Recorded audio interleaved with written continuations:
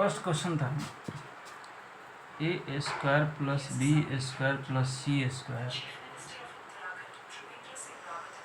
बराबर 2a minus B minus 3 plus 3 हो तो a minus B plus C का वैल्यू क्या होगा।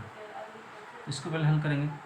ए square plus B square plus C square बराबर 2a minus 2b minus 2c plus 1 plus 1 plus 1। इसको कर सकते हैं माइनस है, ये सब के सब माइनस हो जाएंगे।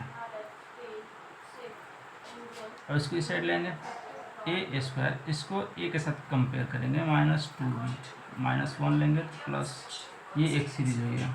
अगला हो जाएगा B square plus 2b plus 1 इधर से 1 ले लिए, ये एक से सीरीज हो गया। अगला हो गया प्लस सी स्क्वायर, ये 2c लेंगे प्लस 2c इधर आके प्लस 1 बराबर हो जाएगा 0।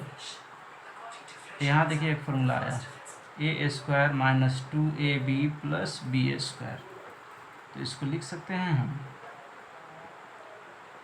a माइनस 1 का होल स्क्वायर, प्लस है तो प्लस लिखेंगे, ये b प्लस 1 का होल स्क्वायर, प्लस है तो प्लस लिखेंगे, ये c प्लस 1 का होल स्क्वायर बराबर 0। इसको अब इस तरह से एक चरण लेके इस तरह से लिख सकते हैं a माइनस 1 का होल स्क्वायर बराबर 0, a बराबर 1। इसको करेंगे तो b प्लस 1 का होल स्क्वायर बराबर 0, b बराबर माइनस 1। इसको करेंगे c प्लस 1 का होल स्क्वायर बराबर 0, c बराबर हो जाएगा क्या माइनस 1। समझ में होता ना।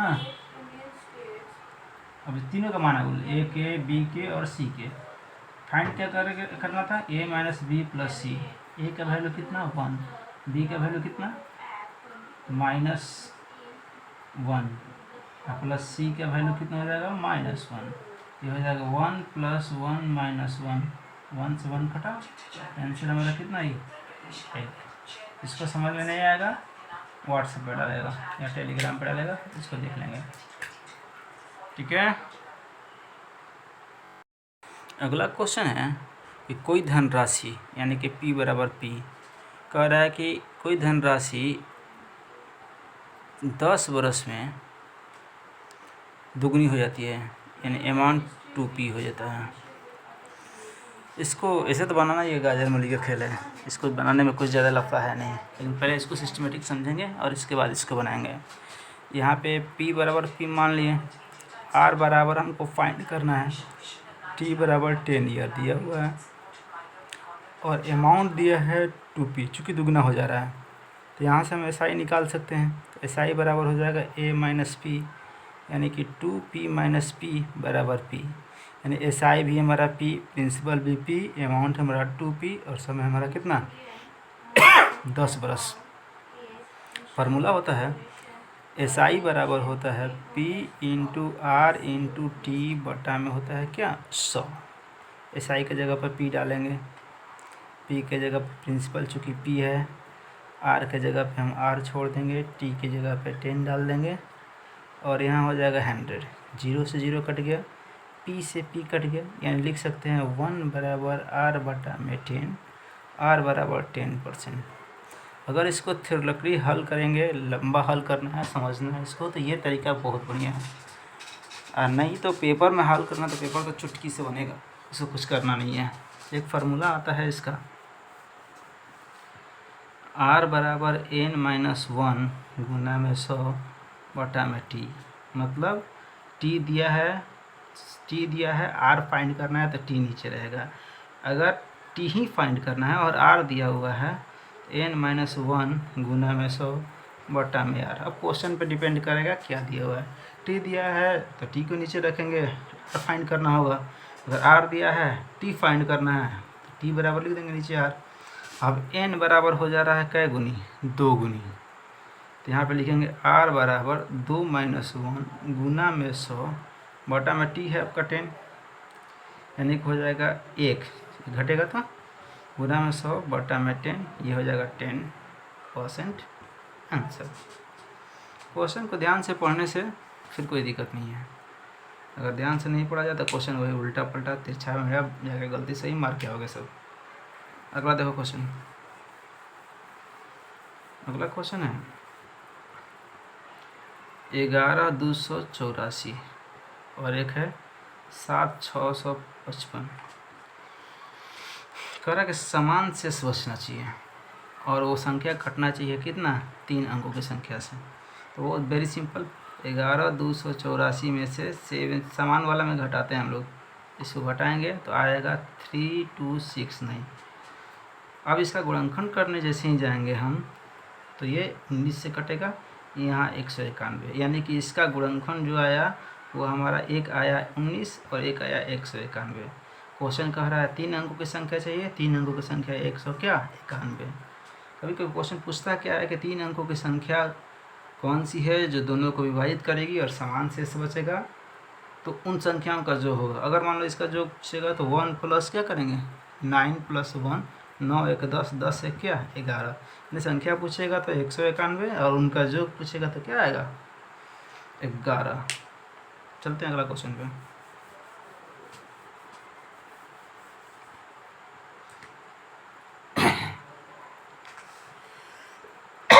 अगला क्वेश्चन है, एक है 7, ये है 26, ये है 63, ये है 124, 215, 342, 728। ये एक सीरीज में है। क्या है ये 2 के पावर क्यूब माइनस 1 = 7। ये हो जाएगा 3 के पावर क्यूब माइनस 1 बराबर 26। ये 4 के पावर क्यूब माइनस हो जाएगा कि 1 बराबर 64 माइनस 1 बराबर 63। ये हो जाएगा 5 के पावर क्यूब माइनस 1 यानी 125 माइनस 1 बराबर 124। इसी तरह से करेंगे तो हमारा आएगा, ये हो जाएगा कितना 2 3 4 5 6 7 8। 8 के पावर क्यूब माइनस 1, 8 के पावर क्यूब कितना होता है 512, घटाएंगे 1 तो हो जाएगा तुम्हारा आंसर कितना 511।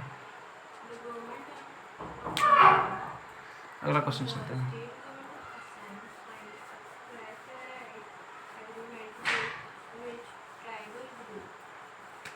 अगला कह रहा है कि प्रिंसिपल दिया है 1440 रुपया और प्रॉफिट दिया हुआ है 25% और डिस्काउंट भी दिया है 25%। यानी कि किसी वस्तु को कितने पर 25% डिस्काउंट बेचने पर 25% का लाभ होता है। यदि प्रिंसिपल 1440 है तो फाइंड करना है उसका क्या बोलते हैं सेलिंग प्राइस कितना है, सॉरी अंकित मूल्य कितना है।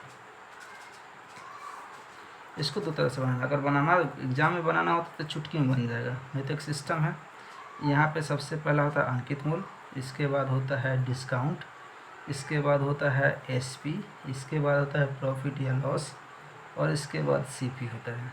यानी कि अगर क्रय मूल्य में हम प्रॉफिट जोड़ेंगे या लॉस घटाएंगे तो होगा क्या विक्रय मूल्य, और विक्रय मूल्य में डिस्काउंट जोड़ेंगे तो आएगा कुछ अंकित मूल्य। यानी कि किसी वस्तु पे मान लो कि ये पेन का दाम है तुम्हारा कितना 100 रुपये में खरीदा है, 10 रुपये लाभ लिया 110 हो गया, 10 रुपया इसका डिस्काउंट है 120, यानी ये अंकित जो लिखा हुआ मूल्य वो फाइंड करना है। तो कैसे निकालेंगे, सबसे पहले प्रिंसिपल दिया हुआ है, आपका प्रॉफिट दिया हुआ है, तो क्या निकालेंगे इसका हम सेलिंग प्राइस बराबर हो जाएगा 1440 गुना 125 बटा में क्या हो जाएगा 100। ये कटेगा तो आएगा हमारा कितना 1800।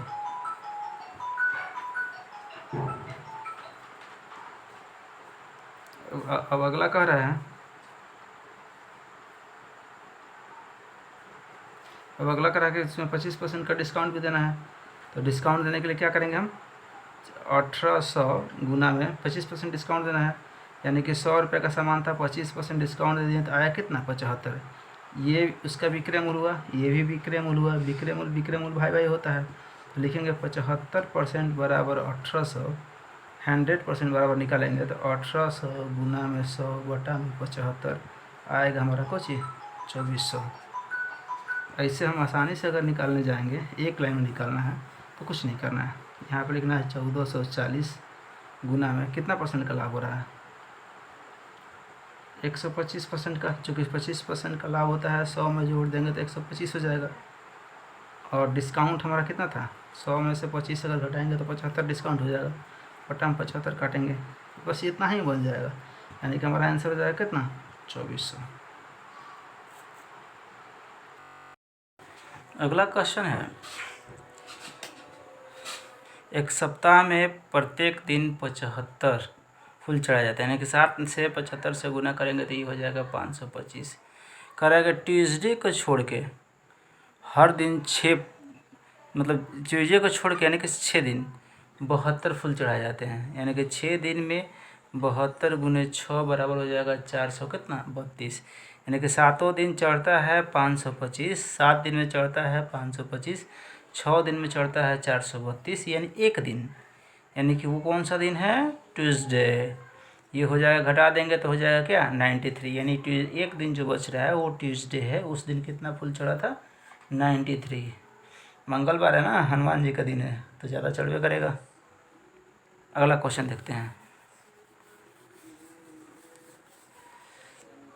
अगला क्वेश्चन रीजनिंग से है और ये भी मज़ेदार क्वेश्चन है, और एक्चुअली बनाने का स्पीड बढ़िया होना चाहिए, अगर स्पीड बढ़िया है तो फिर कोई ज़्यादा समस्या नहीं है, अगर स्पीड बढ़िया नहीं है तो फिर वही टाइम पास हो गया, क्वेश्चन आसान है बन नहीं पाया। स्पीड बूस्ट करेंगे जब ऑनलाइन आएंगे, अब बहुत जल्द हम ऑनलाइन आने वाले हैं। देखिए, सुधा पुष्पा से लंबी है, क्वेश्चन कह रहा है सुधा लंबी है किससे, पुष्पा से, लेकिन मालती से, यानी सुधा जो है वो लंबी है पुष्पा से, लेकिन नाटी है किससे, मालती से। अगला क्वेश्चन कह रहा है गीता जो है बीजू से नाटी है, यानी गीता जो है वो बीजू से नाटी है, यानी कि बीजू बड़ा हो जाएगा। अब कह रहा है बीजू उतना लंबा नहीं है जितना कि लंबी कितना है, कौन है, पुष्पा, यानी कि मालती, सुधा, पुष्पा, पुष्पा, बीजू, गीता, यानी कि यहाँ लिख सकते हैं हम बीजू और यहाँ लिख सकते हैं क्या, गीता। तो कह रहा है कि मध्य में कौन आएगा, तो मध्य में कौन आ रहा है, पुष्पा आ रही है। अगला क्वेश्चन कह रहा है विंबलडन ट्रॉफी का संबंध किससे है, टेनिस से है। वाकर कप का संबंध किससे है, गोल्फ से है। हमको कमेंट में लिख के बताएगा सब, क्रिकेट से कौन कौन सा संबंधित है, कुश्ती से कौन कौन सा कप संबंधित है, और शतरंज से कौन कौन सा कप संबंधित है। ये तुम लोग करके लिख के भेजेगा, या फिर टेलीग्राम पे पोस्ट करेगा, या फिर व्हाट्सएप में डालेगा।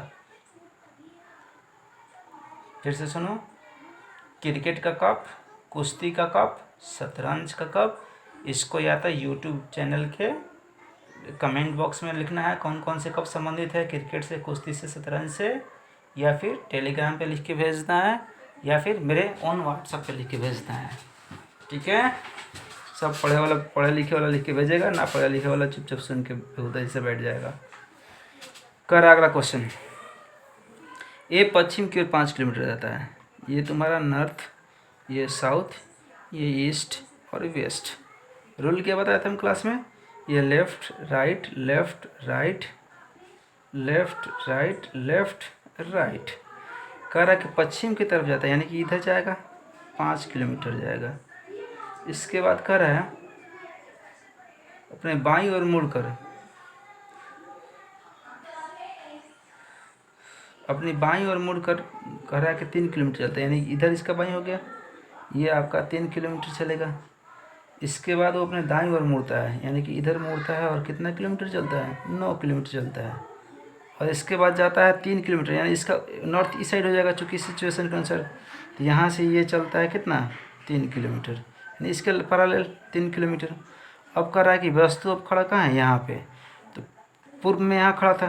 कह रहा है कि यहाँ से यहाँ तक की लंबाई क्या होगी, तो यहाँ से यहाँ तक की लंबाई 5 किलोमीटर है, और बीच वाला गैप है 9 किलोमीटर, यानी कि 9 किलोमीटर और 5 किलोमीटर, यानी 9 + 5 = 14 आंसर। अगला क्वेश्चन चलते हैं। अगला क्वेश्चन तो का कोडिंग डिकोडिंग से है, बहुत आसान है। LOSE को MQVI लिखते हैं, इसका कितना 12, इसका कितना 15, इसका कितना 19, इसका कितना 5, इसका कितना 13, इसका कितना 17, इसका कितना 22 और इसका कितना 9। यहाँ पे देखेंगे इस तरह सीरीज, यहाँ 1 बोल रहा है, यहाँ पे देखेंगे यहाँ 2 बोल रहा है, यहाँ पे देखेंगे यहाँ 3 बढ़ रहा है, और इसको देखेंगे तो यहाँ पे क्या बढ़ रहा है, 4, यानी सीरीज में बढ़ रहा है, 1 2 3 4। अगला क्वेश्चन देखते हैं, इसी में देखते हैं, सॉरी क्या पूछ रहा है क्वेश्चन, गेन का पूछ रहा है। तो जी का कितना होता है 7, इसका 1, इसका 9, इसका 14, एन का 14। ये हो जाएगा इसका क्या, यहाँ 1 बढ़ेगा, यहाँ 2 बढ़ेगा, यहाँ 3 बढ़ेगा, और यहाँ क्या बढ़ेगा 4, यानी कि 7 + 1 8, 2 1 3, 9 3 12, 14 4 कितना हो जाएगा 18, यानी कि ये एच, ये सी, ये एल, ये आर, यानी कि हो जाएगा HClR, यानी कि ऑप्शन नंबर 4 राइट। पढ़ा जाए बबुआ, एक तो वैकेंसी के आता ना दिक्कत बा, ऊपर से ना पढ़वा जाए बढ़िया से तो कहानी हो जी, फिर पता चले कि पॉलिटेक्निक मेहनत खूब कहीं, रिजल्ट आवे के बरी यूट्यूब देखते रहो नहीं। अगला देखो मोडवेड, ये एक कर का उत्पाद कर है, ये क्या है उत्पाद कर है।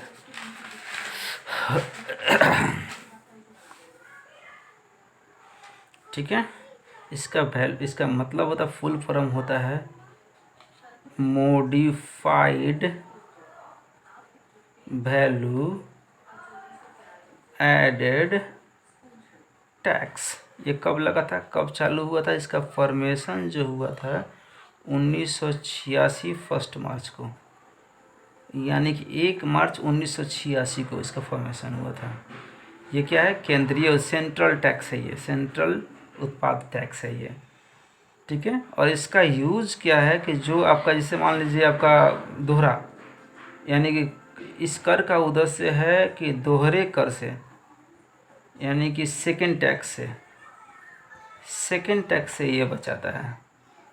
अभी इसका नाम चेंज हो गया, करेंट इसका नाम हो गया है CEN वैट। CEN मतलब सेंट्रल, V मतलब वैल्यू, A मतलब क्या होता है एडेड, T मतलब क्या tax, CEN VAT CENVAT, यानी कि इसको बोलते हैं सेंट्रल वैल्यू एडेड टैक्स। यानी कि जो मोडवेट जिसको बोला जाता था 1986 में, उसका 14-15 साल बाद उसका नाम चेंज करके कर दिया गया कितना, क्या सेंट्रल वैल्यू एडेड टैक्स। आगे चलते हैं,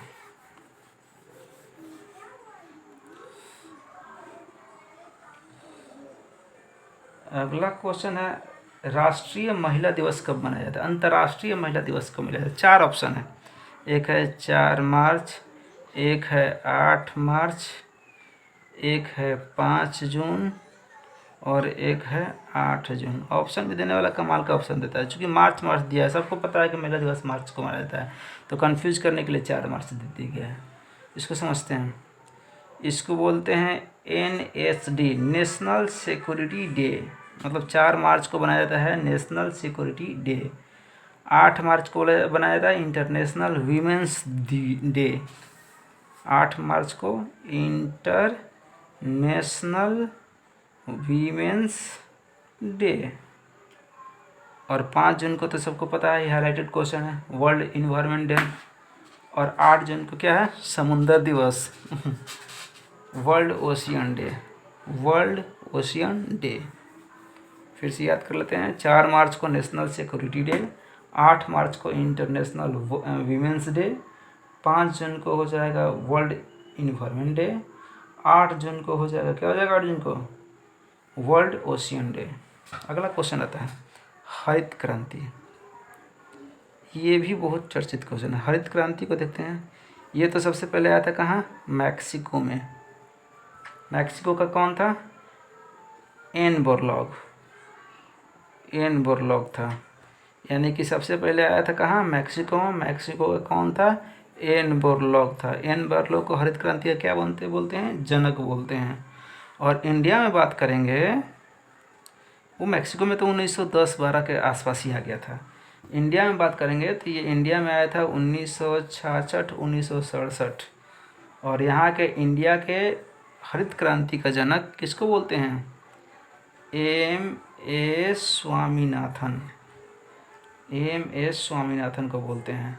और इसका सबसे प्रभाव अगर किसी चीज़ पे पड़ा तो गेहूं पे पड़ा, और उसका उत्पादन 500% टाइम्स बढ़ गया था, 500% बढ़ गया था गेहूं का उत्पादन। और ये इसका क्या हो जाएगा, पंजाब हो जाएगा, या तुम्हारा यूपी का पश्चिमी क्षेत्र हो जाएगा, हरियाणा हो जाएगा, या और यहाँ पे गेहूं का उत्पादन 5% टाइम्स बढ़ गया था। अगला क्वेश्चन कर रहा है, मगध साम्राज्य का राजधानी नहीं रहा, कौन सा मगध साम्राज्य का राजधानी नहीं रहा। मगध साम्राज्य से नाम सुनते ही आता है हसीन माशुका, यानी कि अगर हम करने जाएंगे तो मगध साम्राज्य के वंश कौन कौन से थे। एगो था हर्यक वंश, इसके बाद जस्ट ये गया तो आया शिशुनाग वंश, इसके बाद आया तुम्हारा नंद वंश, इसके बाद आया मौर्य वंश, इसके बाद आया शुंग वंश, इसके बाद आया कर्ण वंश। इसका संस्थापक कौन था, बिंबिसार। इसका संस्थापक कौन था, शिशुनाग। इसका संस्थापक कौन था, महापद्नंद। इसका संस्थापक कौन था, चंद्रगुप्त मौर्य। इसका संस्थापक कौन था, पुष्यमित्र शुंग। इसका संस्थापक कौन था, वासुदेव। ठीक है, अंतिम राजा इसका देख लेते हैं। इसका अंतिम राजा कौन था, नागदशक। इसका कौन था, नंदीवर्धन। इसका कौन था, घनानंद। इसका कौन था, बृहदत्त। इसका कौन था, इसका देवभूति। और इसका कौन था, सुशर्मा। राजधानी देखेंगे तो इसका राजधानी राजगृह, ग्रीवरिज और पाटलिपुत्रा। इसका राजधानी वैशाली। इसका राजधानी पाटलिपुत्र। इसका भी पाटलिपुत्र। इसका भी पाटलिपुत्र और इसका भी पाटलिपुत्र। राइट, अगला क्वेश्चन पे चलते हैं। क्वेश्चन नंबर 15 कह रहा कि निम्नलिखित में कौन से भक्ति आंदोलन के प्रस्तावक नहीं थे। इसका सॉलिड आंसर हो जाएगा क्या, नागार्जुन। क्योंकि तुकाराम जो थे इनका संबंध वरकरी संप्रदाय से है, और ये विठल स्वामी के पुजारी थे, यानी कि विठल स्वामी को पूजते थे। एक है त्यागराज, इनका भी संबंध भक्ति आंदोलन से, ये संगीत प्रेमी थे और ये दक्षिण भारत के रहने वाले थे। एक है वल्लभाचार्य, ये वल्लभाचार्य जो थे इनका संबंध शुद्धतावाद से है और ये कृष्ण के पुजारी थे। यानी कि तुकाराम, ये हो जाएगा क्या, त्यागराज, और वल्लभाचार्य, ये तीनों का संबंध किससे है, भक्ति आंदोलन से है। लेकिन नागार्जुन का संबंध भक्ति आंदोलन से नहीं है। ये विठल स्वामी को पूजते थे, ये संगीत के पुजारी थे और ये कृष्ण के पुजारी थे। ठीक है, अगला आते हैं दिल्ली के किस सुल्तान ने ब्राह्मणों पर जजिया कर लगाया। इसका आंसर हो जाएगा फिरोज तुगलक। ये 4 को कर लगाया था, एक था खराज, एक था खुम्स, एक था जजिया और एक था जकात। ब्राह्मणों पर सर्वप्रथम जजिया कर लगाने वाला कौन था, फिरोज शाह। एक और नाम है, और ये फिरोज शाह का संबंध किससे है, तुगलक वंश से है। एक और है बलबन का संबंध गुलाम वंश से है। और ये क्या किया था, ये आपका सिजदा और पैबोस प्रथा चालू किया था। और एक और नौरोज, और एक लौह और रक्त की नीति। ये 3 चीज़ को चालू कौन किया था, बलबन। एक और था अलाउद्दीन खिलजी तो फेमस व्यक्ति है भाई, अलाउद्दीन खिलजी। ये इसका सबसे फेमस था मूल्य नियंत्रण प्रणाली को कौन लगाया था, अलाउद्दीन खिलजी। सबसे पहले अस्थाई सेना इसी ने रखा था। ठीक है, घोड़ा दागने का प्रथा भी इसी ने चालू किया था। चलते हैं अगला क्वेश्चन पे। अगला क्वेश्चन कोरोना वायरस से संबंधित है, कोविड-19 से समित है। कोविड-19 का फुल फॉर्म क्या है? Corona virus disease 2019। ये एक पैंडेमिक है और ये वुहान शहर चीन से शुरू हुआ था। भारत में लगभग ये फरवरी में आया था। प्रथम जनता कर्फ्यू 22 मार्च को, एक दिन बीच हुआ 23 तारीख को, और 24 तारीख को लॉकडाउन लगा। यानी 24 मार्च 2020 को फर्स्ट लॉकडाउन लगा था। और इसके बाद आपका अनलॉक चालू हुआ था 8 जून से। ठीक है। कोरोना वायरस का 2 दवा आया था, कोवैक्सीन और कोविशील्ड। एक आया था कोवैक्सीन और एक आया था कोविशील्ड। इसको बनाया था कौन? भारत बायोटेक ने। इसको बनाया था कौन? सीरम इंस्टीट्यूट ने।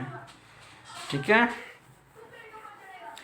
अब इसके लिए DRDO क्या किया? दिन रात मेहनत करके एक दवा बनाया है जिसका नाम है 2DG। इसका नाम क्या है? 2DG। ये एक पाउडर फॉर्म में आता है। ये ग्लूकोज के सहायता से बनाया हुआ है, लेकिन ग्लूकोज इसमें है नहीं। क्या इसका फंडा है? इसको जब आप इसको लेंगे पाउडर के सहारे, जब इसको पाउडर का रूप में है, जब इसको पानी वगैरह का सहारा लेंगे, शरीर के अंदर जाएगा, तो वायरस जो होता है वो ग्लूकोज को खाता है, यानी ग्लूकोज उसका भोजन है। ग्लूकोज समझ के 2DG के पास आएगा और इसमें जो केमिकल है वो आपके कोरोना वायरस को मार देगा। अगला, सब टेक्निकल लगा लीजिए, लेकिन 2 गज दूरी बहुत ज़रूरी है। 2 गज दूरी रहना चाहिए। अगला है दोस्त ऑफ लाइफ ऐप। ये एक एजुकेशनल ऐप है जिसको चालू किया है CBSE। CBSE का फुल फॉर्म क्या होता है? The central board of secondary education. The central board of secondary education. एक ऑप्शन है NCERT का फुल फॉर्म क्या होता है? The national council of education research and training. The national council of education research and training. ठीक है। अगला है ICSE को क्या करना है? मेरे व्हाट्सएप पे या कमेंट सेक्शन में लिख के भेजना है ICSE का फुल फॉर्म क्या होता है। ठीक है। अगला क्वेश्चन देखो। अगला क्वेश्चन है तुम्हारा मैथ से। मैथ का क्या बोलते हैं? ये आपका वैल्यूम चैप्टर से। कर एक शंकु है। शंकु का ऊंचाई हमारा कितना है? 9 है। और इसका व्यास जो है वो कितना है? 14। यानी H बराबर 9, D बराबर 14, R बराबर क्या हो जाएगा? 7, चूँकि D बराबर R बाई क्या होता है? 2 होता है। फॉर्मूला इसका होता है 1/3 पाई R स्क्वायर H। 1/3 पाई का वैल्यू 22/7 गुना R का वैल्यू कितना हो जाएगा? 7 × 7 गुना में 9। 7 से 7 कट गया, 3 से 3 9 कट गया, 22 गुना 21 बराबर 462 सेंटीमीटर क्यूब। दिक्कत होगा व्हाट्सएप पे कॉल करेगा और समझ लेगा इसको। अगला क्वेश्चन है घड़ी। एक घड़ी है, यहाँ बजता है कितना? 12। यहाँ कितना बजता है? 3। यहाँ 6, यहाँ क्या? 9, यहाँ 1, यहाँ 2, यहाँ 4, यहाँ 5। 4:30 बज रहा है घड़ी में। जब 4:30 बजेगा तो घंटा का सुई कितना पे? घंटा का सुई हो जाएगा 4 और 5 के बीच में, और मिनट के सुई हो जाएगा किस पे? 6 पे। तो ये हमारा ईस्ट, ये हमारा साउथ, ये हमारा ईस्ट और साउथ। करा कि यदि घंटा का सुई, ये घंटा का जो सुई ईस्ट पे हो, यानी कि साउथ ईस्ट के जगह पे आ गया क्या? ईस्ट। तो ये हो जाएगा हमारा साउथ ईस्ट और ये हो जाएगा हमारा क्या? साउथ। यानी कि जब घंटा के सुई को हम ईस्ट पे लाएंगे तो मिनट के सुई हमारा किस पे आएगा? साउथ ईस्ट पे। हाँ, एक बात ज़रूरी है, सेट हम 8 बजे डालते हैं राइट टाइम। तुम लोग कोई मारता है 9 बजे, कोई मारता है सुबह, कोई मारता है 10 बजे। ये सब बंद करो। 8 बजे उठो, 8:30 बजे तक छोड़ दो। हम 9 साढ़े 9 बजे के आसपास यूट्यूब पे वीडियो अपलोड कर देंगे। कल रात में आओ, कल रात में आओ।